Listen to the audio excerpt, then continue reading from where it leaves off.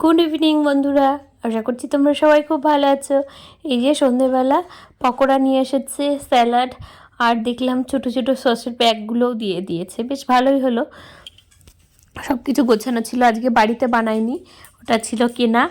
আর এই যে বাড়িতে মুড়িটা কিন্তু আমার মা নিয়ে এসেছিলো, আউশ ধানের মুড়ি, এটা খেতেও কিন্তু বেশ ভালো লাগে।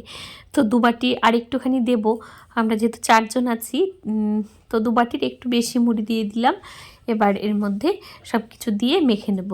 আসলে বাড়িতে আমার ননদের বর এসেছে, নিজের ননদ তো নেই, তো মামা শ্বশুরের 3 মেয়ে আছে, তার মধ্যে একজন মামার ছোট মেয়ের বরটা এসেছে। তো ওর সাথে আমাদের বেশ ভালো সম্পর্ক। আগে খুব আসতো, এখন আমি দিয়ান হওয়ার পর থেকে ওকে আর বেশি ডাকতেও পারি না।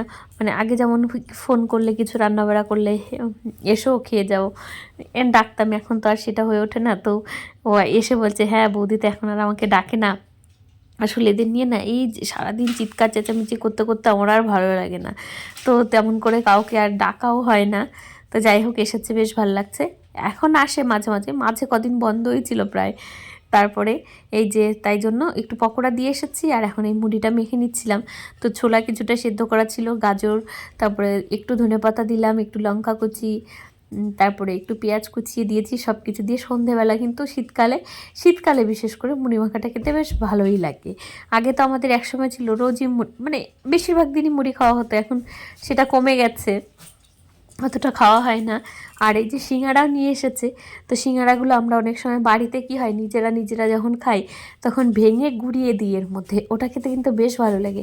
আমার পিসির ছেলে বড়দা, আমার বড় পিসির বড় ছেলে, তো ওই বড়দা কিন্তু এমনি করে মুড়ি মাখতো, বেশ ভালো লাগতো। আর এখন মালদাতে আর যাওয়াও হয় না, আমার দুই পিসির বাড়ি হচ্ছে মালদাতে। তো এই মুড়ির মধ্যে আরেকটুখানি চানাচুর দিয়ে দিলাম। তো মুড়িটা এমনভাবে খেতে হবে যেন মুড়ির মধ্যে অন্যান্য ভেজিটেবলগুলো আরও বেশি থাকে, তাহলে কিন্তু ক্ষতি অনেকটা কম করে।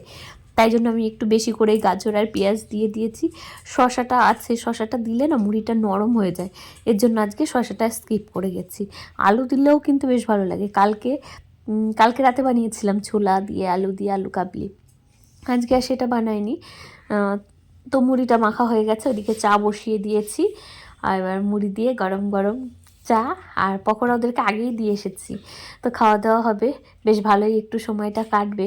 কদিন ধরে বেশ শীতকালটা না আমার বেশ ভালোই যায়, মানে সবার বাড়ি নেমন্তন্ন থাকে, তারপর বাড়িতেও সব কিছু বানানো হয়, আর কেউ এলে তো আরও বেশিই ভালো লাগে। তো যাই হোক, ভিডিওটা এখানেই শেষ করব, আর বেশিক্ষণ বড় হবে না। যদি ভালো লাগে আপনাদের, আমার পাশে থাকবেন, আর সবাই খুব ভালো থাকবেন, সুস্থ থাকবেন, আর শীতের দিন কটা খুব ভালো করে এনজয় করুন, খাওয়া দাওয়াটা করে নিন যারা আমার মতো পেটুক মানুষ আর কি। শীতকাল কিন্তু খাওয়ার জন্য ভীষণ ভালো, ভীষণ, আমার তো মনে হয়। আর যাদের গ্যাস অম্বলের সমস্যা তাদের একটু কষ্টই হয়ে যায়, তাদের মনে হয় জল খেলেও জল খেলেও হজম হয় না। তা আমার আবার সেটা নেই, ঠাকুরের আশীর্বাদে। তো এদিকে গরম চাটাও হয়ে গেছে, চাটা নামিয়ে নিয়েছি। চা কিন্তু আমাদের বাড়িতে খুব কম হয়, এটা আমি অনেক কবার বলেছি, চা খেতে আমরা একদমই ভালোবাসি না। তো এই যে দুজনার জন্য গ্রিন টি,